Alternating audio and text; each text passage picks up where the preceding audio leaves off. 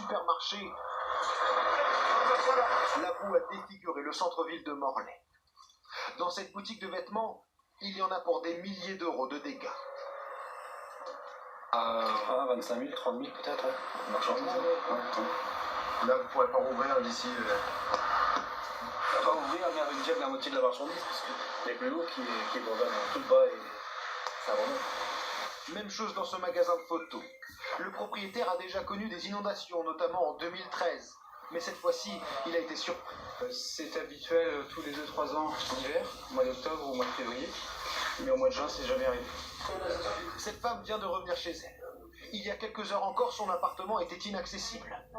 Moi, j'ai été relogée dans un hôtel, à l'hôtel de l'Europe, très bien accueillie, la mairie aussi.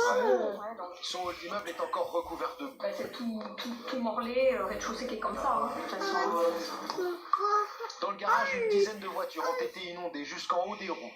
Ce propriétaire attend le feu vert de l'assurance pour tenter de redémarrer la sienne. Ici, c'est la responsabilité commune, donc c'est le syndic qui va s'occuper, je suppose, des déclarations de sinistre pour les parties communes, et après, pour les voitures, c'est nous qui nous occupons individuellement. En 1 heure hier après-midi, il est tombé l'équivalent d'un mois de pluie. Les rues se transforment immédiatement en torrents de boue, précipitant gravats et débris sur les devantures des boutiques. Vers 23h, la ville baignait encore dans 40 cm d'eau. Il était conseillé aux habitants de ne pas sortir de chez eux. Seuls ces patrons de bistrot s'aventurent dehors pour constater les dégâts. Là, vous pensez que vous allez pour Là, j'en ai pour 3-4 jours. On va remettre tout en état pour partir. Un peu plus loin, cette voiture a été emportée par les eaux, engloutie dans le lit de la rivière.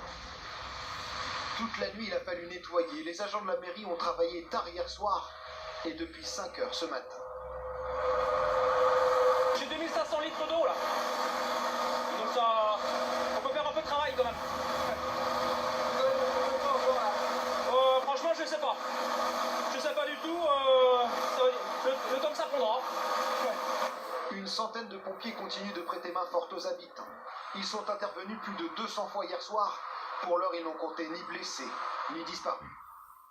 Et en direct de Morlaix, on retrouve Thomas Paga. Thomas, vous êtes depuis hier dans cette ville qui a